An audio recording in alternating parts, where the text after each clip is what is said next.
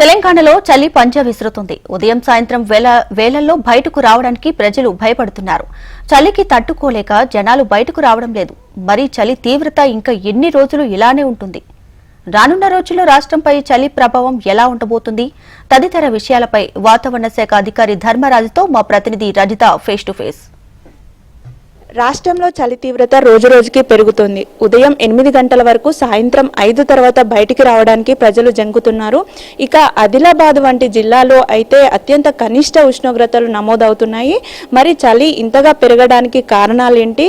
రానున్న రోజుల్లో చలి తీవ్రత ఎలా ఉండబోతుంది? తదితర అంశాలను వాతావరణ శాఖ అధికారి ధర్మరాజ్ గారు ఉన్నారు, వారిని అడిగి తెలుసుకుందాం. సార్ చెప్పండి, రోజు రోజుకి మనం చలి పెరుగుతుంది, మనం చూస్తున్నాము. ఇంకా ఎన్ని రోజుల పాటు ఇలాంటి పరిస్థితులు ఉండే అవకాశం ఉంది? దీనికి కారణాలు ఏంటి?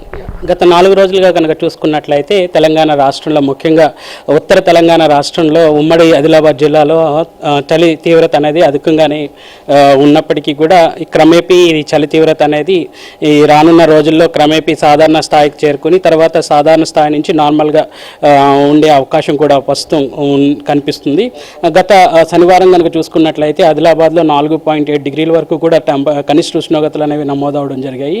ఈ రోజు కనుక చూసుకున్నట్లయితే కండిషన్స్ కొంచెం సాధారణ స్థాయికి ఈ యొక్క కనిష్ట ఉష్ణోగ్రతలు చేరుకునే అవకాశాలు కూడా కనిపిస్తున్నాయి. ప్రస్తుతం కనుక చూసుకున్నట్లయితే ఈ 6.7 డిగ్రీల వరకు కూడా ఈ యొక్క ఆదిలాబాద్లో మనకి నమోదవడం జరుగుతున్నాయి.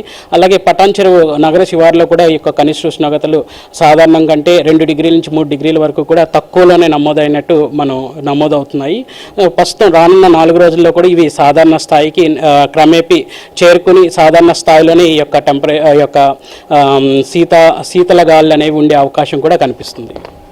అంటే ఆదిలాబాద్తో పాటు ఇంకా ఏ జిల్లాల్లో ఇలా కనిష్ట ఉష్ణోగ్రతలు నమోదవుతాయి? ఉమ్మడి ఆదిలాబాద్ కనుక తీసుకున్నట్లయితే ముఖ్యంగా మనకి కొమరంభీం, అలాగే నిజామాబాద్, నిర్మల్, ఇక చూసుకున్నట్లయితే మెదక్, ఇక చూసుకున్న నగర శివార్లో ఉన్నటువంటి రంగారెడ్డి, అలా కూడా రంగారెడ్డి, అలాగే కొంచెం చోట్ల చూసుకున్నట్లయితే పటాన్ చెరువు, ఇక హనుమకొండలో కూడా కొంచెం ఈ యొక్క కనిష్ట ఉష్ణోగ్రతలు తగ్గుముఖం పట్టినప్పటికీ ప్రస్తుతం ఈ సాధారణ స్థాయికి తగ్గుముఖం పట్టి సాధారణ స్థాయికి చేరుకునేనట్లు ఉన్నటువంటి ప్రస్తుతం మనకు నమోదైనటువంటి ఈ గణాంకాలు మనకు చూసుకున్నట్లయితే సాధారణ స్థాయికి నెమ్మదిగా క్రమేపీ చేరుకుంటున్నాయి. అంటే శీతల గాలులు కూడా ఉండే అవకాశం ఉందన్నారు కదా సార్, ఎన్ని రోజుల పాటు ఇవి ఉంటాయి శీతల? ప్రస్తుతం కనుక చూసుకున్నట్లయితే ఈ యొక్క శీతల గాలి, ఈ యొక్క ఈశాన్య ఋతుపవనాల సీజన్లో మనకి శీతల గాలులు అనేవి సర్వసాధారణంగా వస్తూ ఉంటాయి. ఈ గత శనివారం నుంచి కూడా ఈ శీతల గాలి యొక్క తీవ్రత కొంచెం ఎక్కువ ఉన్నప్పటికీ కూడా ప్రస్తుతం నిన్నటి వరకు కూడా ఈ యొక్క ఎల్లో కలర్ వార్నింగ్స్ కూడా ఈ శీతల గాలులకు సంబంధించి మనం హెచ్చరికలు కూడా జారీ చేయడం జరిగింది.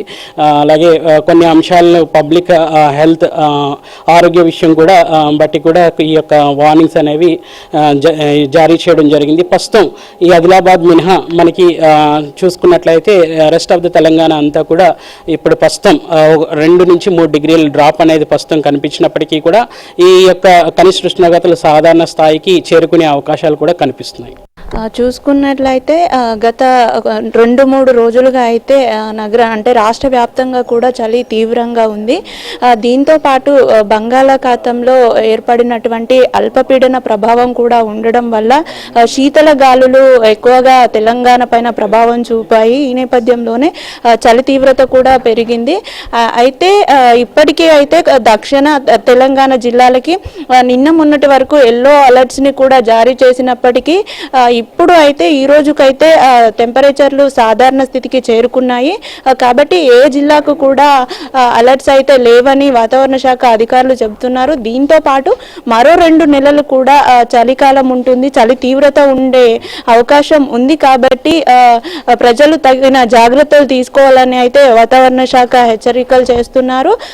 ముఖ్యంగా చూసుకున్నట్లయితే పిల్లలు, వృద్ధులు ఎవరైతే ఉంటారో వారి మీద ఇప్పుడు ఇమ్యూనిటీ పవర్ అనేది చాలా తగ్గుతుంది. వివిధ రకాల ఆరోగ్య సమస్యలు దాడి చేసే అవకాశం ఉంది. కాబట్టి ఈ చలికాలంలో వారు తగిన జాగ్రత్తలు తీసుకోవాలని అయితే వాతావరణ శాఖ హెచ్చరిస్తుంది.